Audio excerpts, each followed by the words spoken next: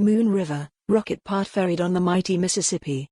New Orleans, AP, with a brass band playing and a parade of workers sporting Mardi Gras beads, a huge component of a new rocket system was wheeled slowly from a New Orleans spacecraft factory on Wednesday to a barge that will float it up the Mississippi River for testing. The recently completed core stage of NASA's Space Launch System, which dwarfed the hundreds of NASA and Boeing employees, was to be taken to the Stennis Space Center in Mississippi, about 50 miles, 80 kilometers, northeast of New Orleans. Space Launch System rockets are expected to eventually take astronauts to the Moon as part of NASA's Artemis program. The core stage, which measures 212 feet, 65 meters, from end to end and more than 27 feet, 8 meters, in diameter, was transported like a giant carnival float from the Michoud Assembly Center in eastern New Orleans to the barge as workers took pictures. It will undergo tests at Stennis ahead of the first Artemis launch, currently planned for 2021, said Tony Costoyeha, a systems engineer with the Boeing space team. Most read stories how a West Seattle woman is making history with the New York Yankees report. UW offensive coordinator candidate Kellen Moore leaning towards staying with Dallas Cowboys. Ukrainian airliner crashes in Iran, killing all 176 aboard view amid falling inventory. Brokers predict a return to 2017 hotness in Puget Sound housing markets.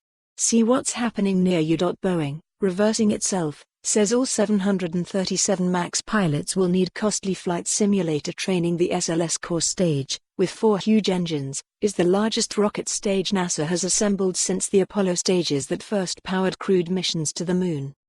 It will be used for Artemis I, a test flight without a crew. Artemis II is to send up a crewed spacecraft.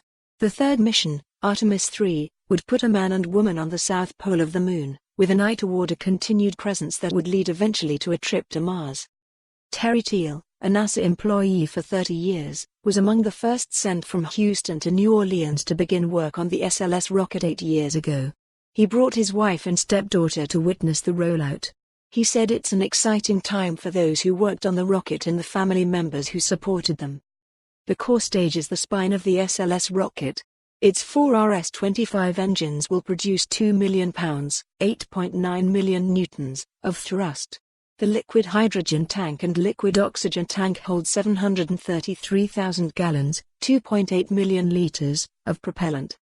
In addition to the tanks, the core stage houses the vehicle's avionics system including the flight computers, the vehicle navigation system and the main propulsion system, which feeds propellant to the engines.